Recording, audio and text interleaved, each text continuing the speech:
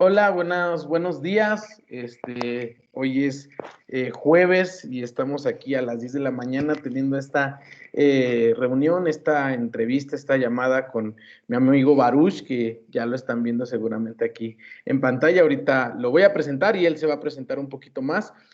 Como saben, esta entrevista es para la clase de Evangelismo entre Estudiantes 2, donde estamos trabajando acerca de cómo el discipulado, cómo se lleva a cabo el discipulado en los ministerios estudiantiles, en la universidad, y cómo podemos desarrollarlo, cuáles son las complicaciones, tal vez las diferencias que incluso pudiera haber entre el discipulado en una iglesia local o en un grupo de jóvenes de una iglesia local y el discipulado en las universidades. Y pues para ello, ¿quién mejor que mi amigo Baruch, Daniel Baruch, que hoy está con nosotros? Él es el encargado, el director de la Comunidad Universitaria Reformada en México, que es un ministerio que trabaja con estudiantes, es pastor, músico, algunos lo llaman el apóstol del rock, el buen Baruch, porque ha sido músico por toda su vida, pero también con un corazón pastoral y yo se lo he dicho en algunas ocasiones que para mí él ha sido una influencia muy importante en mi vida.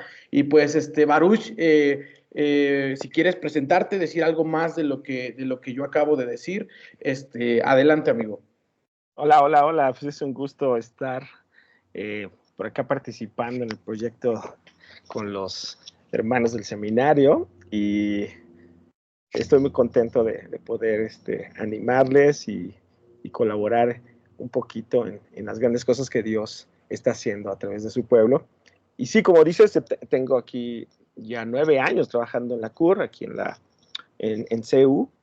Cuando era estudiante participaba en otro ministerio, pero bueno, me estaba acordando, cuando estaba en la prepa, yo estudié en prepa 6, recuerdo que de repente empecé a conocer a algunos amigos cristianos y, y empezamos a organizar nosotros un grupo para estudiar la Biblia y Ah. poder orar y así. Y estuvo interesante, no sabías ni cómo hacerlo, pero de repente simplemente nos juntamos, luego empezamos a pensar ideas, pegamos pósters y así conocimos a varios amigos, pero fue interesante, que me acuerdo que tenía una amiga, ahí fue donde me expuse a muchas denominaciones y a cosas muy interesantes de diversos grupos. Yo recuerdo que tenía Claro. una amiga menonita que un día llegamos y ya tenía como a 20 ahí, ¿no? ¿Quién sabe cómo los invitó ella? Y de repente, ahora sí, estaba orando por todos ellos, era bien, bien interesante. Wow. Y muchos de ellos siguen siendo amigos hasta el día de hoy. Gracias a Dios. Antes no había redes sociales, entonces de alguna manera el contacto sobrevivió y fue una gran experiencia. Luego en la universidad ya pasé a FES Aragón, yo estuve en FES Aragón y recuerdo que ¿Qué ahí estudiaste, Baruch? ¿Qué estudié estudiaste? Derecho. Derecho. Gracias. Ajá, antes de ir al seminario estuve allá y me acuerdo que ahí me incorporé a otro que era como más de las asambleas de Dios en ese momento y también fue una gran experiencia porque en esos momentos eh, yo estaba como demasiado cansado por todo el tiempo que hacía, inconforme por haberme quedado en un campus tan lejos, pero lo que me dio como paz, fuerza, ánimo fue haber participado ahí en ese ministerio. Y me acuerdo que hasta después de algunos años hasta me tocó representar a México en los eventos mundiales de las asambleas de Dios, y eso que yo no era de Wow. las asambleas de Dios, pero era del ministerio estudiantil que ellos lo tenían muy fuerte, y, Claro. y fue de gran bendición, de gran impacto. Yo vengo de la tradición presbiteriana, Claro. entonces, pues ahí vi también otro lado del cuerpo de Cristo, otra manera de ser ministerio, también fue muy enriquecedor. Ya después, yo sentía el llamado muy fuerte a través de la experiencia de la iglesia local, el ministerio estudiantil, el llamado muy fuerte a dedicar, a invertir mi vida en los adolescentes y en los jóvenes universitarios. Entonces fue que fui al seminario y ya me empezaban a hacer, cuando era líder ahí en Jóvenes con Decisión, me hacían ya preguntas como más difíciles, ¿no? Y ya Claro. no sabía como mucho y hasta algunos de ellos ya estudiaban a a teólogos que yo nunca había oído en mi vida. Entonces, como que dije, tengo que prepararme más. Entonces, ya que me fui al seminario, y ya luego fui quería como prepararme más en el contexto de América Latina, porque pues, mucha de la capacitación de pastoral juvenil era más como de Estados Unidos. Entonces, como a principios de los 2000 hubo una iniciativa muy, muy interesante que vi en la revista Apuntes Pastorales, de un congreso que se llamaba Raíces, la Pastoral Juvenil a Profundidad. Era organizado por el Instituto de Evangelización a Fondo, INDEF, de Costa Rica. Entonces se llamaba así, la Pastoral Juvenil en América Latina, y era como un entrenamiento intensivo para pastores o gente que quieren invertir su vida en el ministerio juvenil. Entonces estaba Alex Chiang, que a lo mejor lo conociste de Perú, estaba Félix Ortiz de España y Gerardo Hielo de Argentina. Entonces ellos daban esa capacitación y para mí fue impresionante. Yo tenía como unos 21 años cuando fui a Guatemala. Y así como que me cambió la perspectiva, me cambió, me impactó de tal forma que dije así, esto es lo que quiero hacer toda mi vida. Entonces, o sea, seguí yo involucrado en Raíces, me tocó organizarlo en México. Y pues todo eso fue increíble. Pues ahí me conecté con más gente involucrada en la pastoral juvenil. Después ellos hicieron algo que se llamaba la escuela vivencial. Entonces, en Costa Rica, pues estuve allá con Félix Ortiz y con todos ellos como armando cómo preparar una iglesia para la época de la posmodernidad, etcétera, etcétera. Fue muy bueno, o sea, para mí fue muy de mucha bendición, de mucho crecimiento. Claro. Ya pues seguí como trabajando en esto en la pastoral juvenil y bueno, mientras terminé lo del seminario y todo. Y después me invitan a participar. Bueno, era pastor de jóvenes en una iglesia local, ahí ya directamente, ya contratado y todo, entonces ahí estuve. Muchos años lo hacía voluntario en la iglesia de mi papá. Después ya fui como, lo hacía a medio tiempo, porque obviamente siempre el pastor de jóvenes no es el mejor pagado, más bien nunca. Entonces, trabajaba, ha sido otras cosas, ¿no? De abogado, de lo que sea, en el gobierno. Y ya luego me invitaron a colaborar a la CUR, porque estaban buscando un pastor, porque el pastor que estaba tuvo que irse a su país, y ya fue que me invitaron y todo, y pues hemos andado acá. Y desde ese momento, Baruch, en donde te invitaron, es cuando podríamos decir, se estabiliza el ministerio, la CUR, que ahorita vas a platicar un poquito más de él. O sea, ya eso tiene 10 años de ese momento para acá. Sí, el próximo año vamos a cumplir, bueno, yo voy a cumplir 10 años, pero la CUR ya tenía 10 años antes. Ya, cierto, sí, cierto. Ya estoy recordando que la CUR ha tenido varios directores y directoras también. Sí, estuvo Sí, Peter Dishman, que ahorita sí, está en cierto. Colombia, y Ruth Surieli, que ahorita está en África haciendo CUR también, allá en Wow. Senegal. Entonces, sí, fue Cierto, sí. una gran experiencia. Qué interesante la historia de cómo han surgido los diferentes ministerios estudiantiles. Ahorita me llamaba mucho la atención lo que decías de cuando estabas en la universidad y que te empezaban a preguntar cosas. Mi esposa estudia la Universidad de Relaciones Internacionales en línea en la UNAM, pero no se nos hace muy curioso cómo incluso investigadores, personas académicas, citan a teólogos, y hablan de la Biblia, hablan de la teología en aspectos del mundo, en aspectos de los derechos humanos, y yo creo que eso también, sin duda alguna, crea un interés o un chip, ¿no? Dios puede utilizar incluso a personas que no son cristianas para dar su mensaje, ¿no? Sí, bien interesante. Y sobre todo que también te expones. Yo lo vi más evidente en FES Aragón y en la preparatoria a sectores del cristianismo que yo no había tenido contacto antes, ¿no? Claro. Como o sea, es la variedad y las variaciones del pentecostalismo y el neopentecostalismo, Claro. los movimientos judaizantes, ¿no? Sí, ajá. Y un montón de cosas. Para mí fue encontrar otro mundo Sí, con muchos desafíos. claro.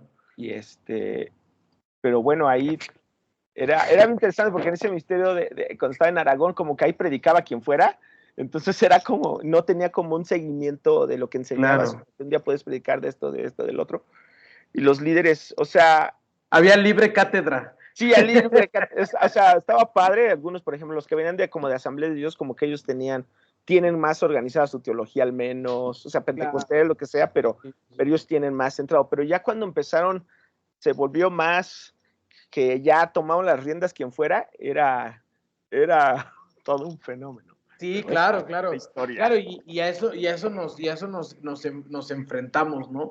Y es lo que yo comparto con algunos líderes de la universidad, de los ministerios estudiantiles, que van a llegar chavos que traen ideas, filosofías de todo tipo y uno tiene que aprender a conversar con ellos, ¿no? Claro. Porque si uno empieza a defender, vamos a crear un conflicto, ¿no? Y no vamos a tener esa oportunidad de compartir el evangelio, ¿no? Y es ahí donde uno también, por muy, muy arraigada que alguien tenga la fe, el cristianismo, Claro. tiene que empezar a conversar, ¿no? Con otros. Sí, totalmente. Sí, amigo. Pues bueno, Baruch, cuéntanos, ya lo mencionaste ahorita, cuéntanos qué es la CUR, cuéntanos qué es la Comunidad Universitaria Reformada, amigo. Sí. Interesante porque fue todo un proyecto. En sí, la CUR surge, ya cumplió el año pasado 50 años a nivel Wow. mundial. Yo creo que también es un poco de las secuelas del Jesus Movement, Ok, claro. que fue, o sea, imagínate, impacta pues, a una generación muy fuerte de voltear Totalmente. los ojos a los jóvenes. Y en Ujú. este caso va surgiendo junto a una nueva denominación en Estados Unidos, que es la Iglesia Presbiteriana de América. Ok. La iglesia presbiteriana más grande, pues es de, no sé, muchos años, desde 1700 está allá, ¿no? Ujú. Pero pues empezó a entrar después del siglo, no sé, 18, 19, Ujú. empieza, o un poquito antes, empieza a tener la controversia del liberalismo teológico. Ujú. Entonces es muy fuerte los conflictos ahí, empieza en el seminario de Princeton, luego empieza en el Union Seminary y después pues hay una controversia muy fuerte. Entonces como que ya se vuelven muy radicales en cierto aspecto, algunos Claro, sectores claro. de la denominación.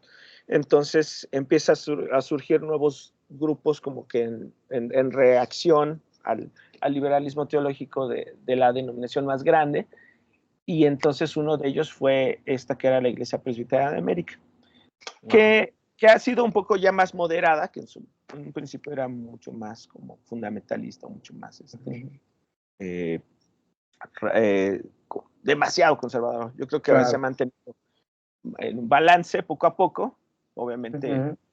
todavía algunas cosas que van cambiándose, pero tienen como, se entran en este auge, ¿no? Del un poco contagiados con el Jesus Movement, etcétera, etcétera, y del Claro, impacto de cruzada estudiantil y profesional para Cristo. claro. Entonces ellos empiezan a tener como la iniciativa de hacer un ministerio así, reformado, ¿no? Primero le Ujú. llamaron ministerios universitarios reformados y después ya le pusieron comunidad, ¿no? O Comunidad, fellowship. Y ya comunidad. empiezan a extenderse. Primero queda en el sur de Estados Unidos, en Alabama, en Georgia. Después empieza a expandirse. Pero ha llegado a ser hasta el día de hoy, uno de los ministerios con más crecimiento y Lo sé. más fuerza en esa denominación. Y empieza a crecer a nivel, pues, Estados Unidos exponencialmente. Claro, Empiezan a tener ya ministerio con los estudiantes de intercambio, ¿no? Y ya surge claro. RUF International, ¿no? Y luego empieza, y después surge RUF Global, que es donde estamos, y el primer proyecto fuera de Estados Unidos es el de México, ¿no? Wow. O sea, Ajá, es el primer proyecto que, digamos, se trasplanta en otro lugar que no era Estados Unidos. ajá, entonces ellos empiezan a, a empezar a ver acá el fruto y de Claro. repente pues, yo me convertí en el primer pastor nativo, vamos a decirlo así, que no soy misionero Exacto. estadounidense, iba a ser Ajá. misionero gringo. Entonces, ya soy un pastor ordenado, que este ministerio trabaja con pastores ordenados. Esa es una de Claro, las ideas, ¿no? Porque en claro. otros son como laicos, ¿no? Que dirigen, ¿no? Cualquier par eclesiástico.